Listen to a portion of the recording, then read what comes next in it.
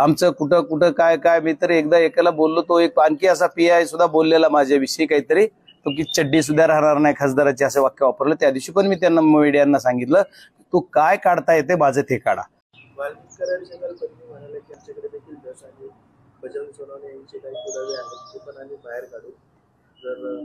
नाही, आता मला बाकीचेच काय माहित नाही, पण माझी बजरंग सोनवणेची खुली किताब आहे. आम्ही म्हणतो कधीही काही काढा, 24 घंटे. आमचं कुठं कुठं काय काय, मी तर एकदा एकाला बोललो, तो एक आणखी असा PI सुद्धा बोललेला माझ्याविषयी काहीतरी, तो की चड्डी सुद्धा राहणार नाही खासदाराचे असं वाक्य वापरलं. त्या दिवशी पण मी त्यांना मीडियांना सांगितलं, तू काय काढता येते माझं ते काढा. आज पण माझं ओपन त्यांना म्हणणं आहे, त्या ताई साहेबाविषयी मला काही बोलायचं नाही, पण मला की जे कोणी माझ्यावर जर तसं अलिगेशन करीत असेल तर त्यांना जे काय असेल तर त्यांनी तपासावा, सांगावा, उघडं करावा. आपलं काय म्हणणं नाही. ज्यावेळेस उघडं करतील त्यावेळेस वाट बघू आपण त्याची. या सगळ्या प्रकरणांना देवगिरी बंगल्यावर 2 दिवसापूर्वी रात्री धनंजय मुंडे आणि अजितदादांची बैठक पार पडली. 20 मिनिटाची साधारण ती बैठक होती. ती बैठक संपवून धनंजय मुंडे निघाले आणि परळीला पोहोचले. काल ते पत्रकार परिषद घेणार होते, पण माध्यमांसमोर यायला मुंडे टाळतायत का? नाही बघा, त्यांची कधी बैठक झाली, हे 10 मिनिटाची झाली, 20 मिनिटाची झाली, हे काही मला त्याच्यातलं नॉलेज नाहीये. पण ते किती वाजता झाली ह्याचंही नॉलेज नाही. पण त्यांचा जो प्रोग्राम आलेला शासकीय, त्याच्यामध्ये 1 वाजता निघणार आणि 7 वाजता पोहोचणार म्हणून असा प्रोग्राम होता, आणि मुक्काम परळीमध्ये. त्याच्यामध्ये त्यांनी कुठल्या शेड्यूलमध्ये किती वाजता कुठून निघले, 1ला निघले का 12ला निघले का 11ला निघले काही माहित नाही. आणि मग त्यावेळेस माध्यम, आता तुमचे सर्व लोक तर कुणाला आम्हाला बाहेर पण निघू देत नाही, मग कसे निघले माहित नाही. मग त्या माध्यमाशी बोलत नाहीत का, माध्यमवाले त्यांच्याला कॉन्टॅक्ट करत नाहीत, मला माहित नाही. किंवा ते माध्यमासमोर काय येत नाहीत हेही मला माहित नाही. त्याच्यावर मी कसं बोललं पाहिजे, कारण तो प्रश्न त्यांनाच विचारला पाहिजे.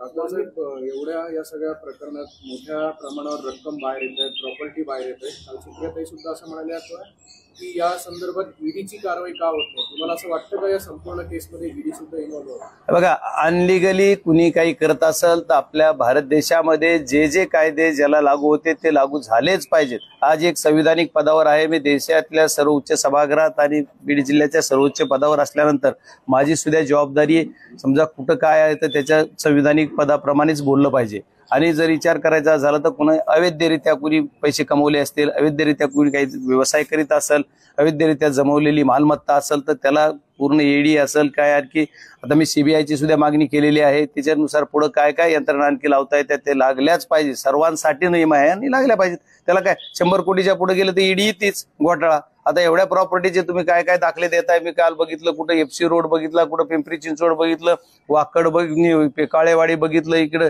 येणार काय तिथं बघितलं, आणखी भरपूर काय काय.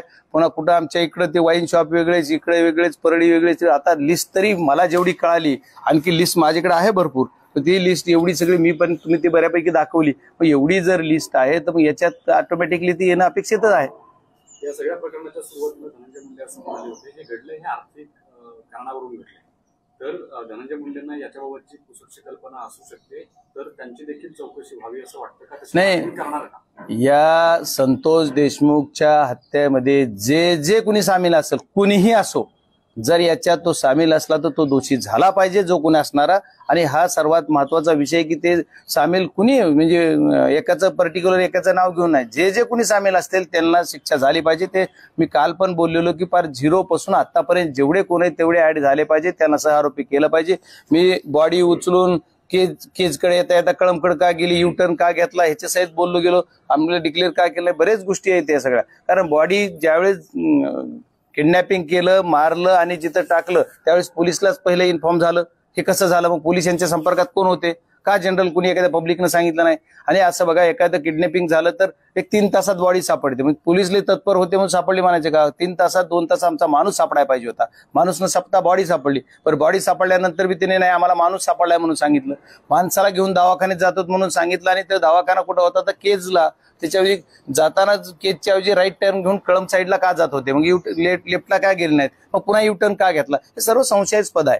या सर्व घटनेचा सुद्धा तपास झाला पाहिजे, अभ्यास झाला पाहिजे. याच्यात जे कोणी आहेत, हे पाटील हे तर जे निलंबित केले त्यांना सहआरोपी झालेच पाहिजे. तर ते होणारच. पोलीस यंत्रणेनं जर योग्य तपास केला तर ते 100% सहआरोपी होणार.